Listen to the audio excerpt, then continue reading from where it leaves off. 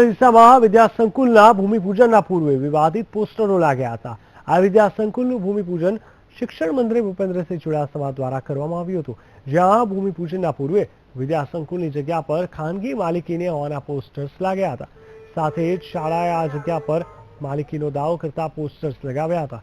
હસમુખ પટેલ નામના વ્યક્તિનો જમીન પર માલિકીનો દાવો છે। હસમુખ પટેલના સંસ્કાર મંડળ પર ગંભીર આરોપ લાગ્યા છે।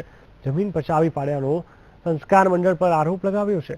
ઉલ્લેખનીય છે કે છેલ્લા કેટલાક સમયથી વિદ્યાસંકુલની જમીનના મામલે વિવાદ ચાલી રહ્યો છે। હાલ અમારી સાથે જોડાઈ ગયા છે અમારા સંવાદદાતા પરેશ પડિયાર। પરેશ, જણાવશો જે પ્રકારે જમીન સંકુલને લઈને જે આ વિવાદ થઈ રહ્યો છે, શું તેનો ઉકેલ લાગી રહ્યો છે? જી જીગર, આજે ડીસામાં ભૂપેન્દ્રસિંહ ચુડાસમા એક શાળાના ભૂમિપૂજન માટે આવ્યા હતા। જે શાળાનું ભૂમિપૂજન થઈ રહ્યું છે, જે જમીન હાલ વિવાદમાં સંકળાયેલી છે। હસમુખ પટેલ નામના એક વ્યક્તિનું કહેવું છે કે આ જમીન મારી છે। તેમને કોર્ટમાં પણ દાવો કર્યો છે જમીન માટે, અને શાળાના સત્તાવાળાઓ કહે છે આ જમીન ટ્રસ્ટની છે।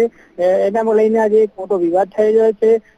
તેને લઈને હસમુખ પટેલ નામના વ્યક્તિએ જમીનમાં તેમને પોસ્ટરો લગાવ્યા હતા કે આ જમીનમાં કોઈએ પ્રવેશ કર્યો ને આ જમીન મારી છે। તો બીજી બાજુ શાળાના સત્તાવાળાઓએ પણ ત્યાં પોસ્ટરો લગાવ્યા છે આ જમીન છે, ત્યાં કોઈ પ્રવેશ કર્યો નહીં, એવી રીતે આ જમીનમાં હાલ વિવાદ ચાલી રહ્યો છે। માહિતી આપવા માટે ધન્યવાદ।